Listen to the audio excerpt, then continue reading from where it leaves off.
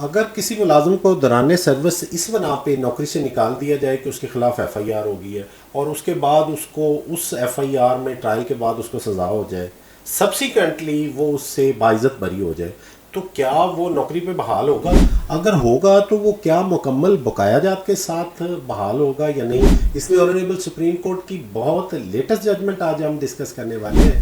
میں شاہد Mahmood advocate supreme court حاضر خدمت ہوں ایک نئے اور مفید ولاگ کے ساتھ، اور اس گزارش کے ساتھ ہم آغاز کریں گے کہ اگر ابھی تک آپ نے ہمارا یوٹیوب چینل سبسکرائب نہیں کیا اور ہمارا فیس بک پیج لائک نہیں کیا تو آپ سے گزارش یہ ہے کہ آپ ہمارے چینل کو سبسکرائب کر دیں اور فیس بک پیج کو لائک کر دیں تاکہ اس طرح کی مفید ویڈیو آپ تک ٹائملی پہنچ سکے۔ تو بلا تاخیر بڑھتے ہیں ٹاپک کی طرف، اور اس میں ہمارے پاس ایک ججمنٹ ہے آنریبل سپریم کورٹ کی، اس میں سول اپیل نمبر 680 آف 2020، اور کیس کا ٹائٹل ہے میاں عبدالسعید ورسز گورنمنٹ آف کے پی کے، اور فیصلے کی تاریخ ہے 20 نومبر 2025۔ اس کیس میں میاں عبدالسعید خیبر پختونخوا میں بی پی ایس 17 میں سیکنڈری اسکول ٹیچر کے طور پہ کام کر رہے تھے، اور ان کے خلاف ایک فوجداری مقدمہ درج ہوتا ہے، اور اس فوجداری مقدمے کی بنا پہ اس کو نوکری سے نکال دیا جاتا ہے، اور وہ مقدمہ بھی 302 کا ہوتا ہے۔ بعد ازاں ٹرائل کورٹ انہیں سزا دے دیتی ہے، اس کے خلاف وہ اپیل میں جاتے ہیں۔ جب ہائی کورٹ میں اپیل ہوتی ہے تو ہائی کورٹ ان کو باعزت طور پہ بری کر دیتی ہے۔ اب جب وہ باعزت طور پہ بری ہوتے ہیں تو اس کے بعد وہ محکمے کو اپیل فائل کرتے ہیں کہ میں تو بری ہو گیا ہوں، مجھے نوکری پہ بحال کیا جائے، اور محکمہ اس کی اپیل پہ اس کو نوکری پہ بحال کر لیتا ہے۔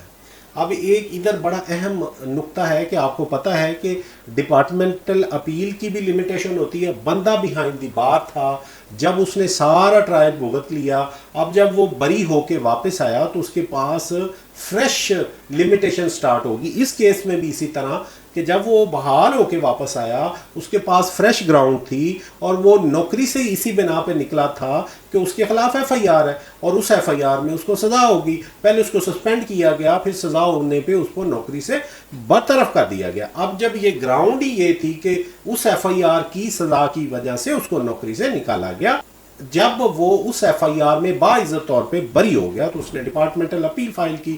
اب جب ڈپارٹمنٹل اپیل اس نے فائل کی تو ڈپارٹمنٹ نے اس کو بحال کر لیا نوکری پہ، اور جو اس کا انٹرویننگ پیریڈ ہے اس کی حد تک اس کو بیک بینیفٹ نہ دیے۔ اس ٹیچر نے سروس ٹریبونل میں اپیل فائل کر دی، سروس ٹریبونل نے اس انٹرویننگ پیریڈ کو ایکسٹرا آرڈنری لیو کے طور پہ آرڈر کر دیا کہ وہ اس کی ٹریٹ کر لی جائے۔ ٹیچر اس سروس ٹریبونل کے آرڈر کو لے کے سپریم کورٹ پہنچ جاتا ہے۔ سپریم کورٹ میں وہ استدعا کرتا ہے کہ کیونکہ وہ باعزت طور پہ بری ہو گیا، جب وہ باعزت طور پہ بری ہو گیا ہے تو اس کو بقایا جات ملنے چاہیے۔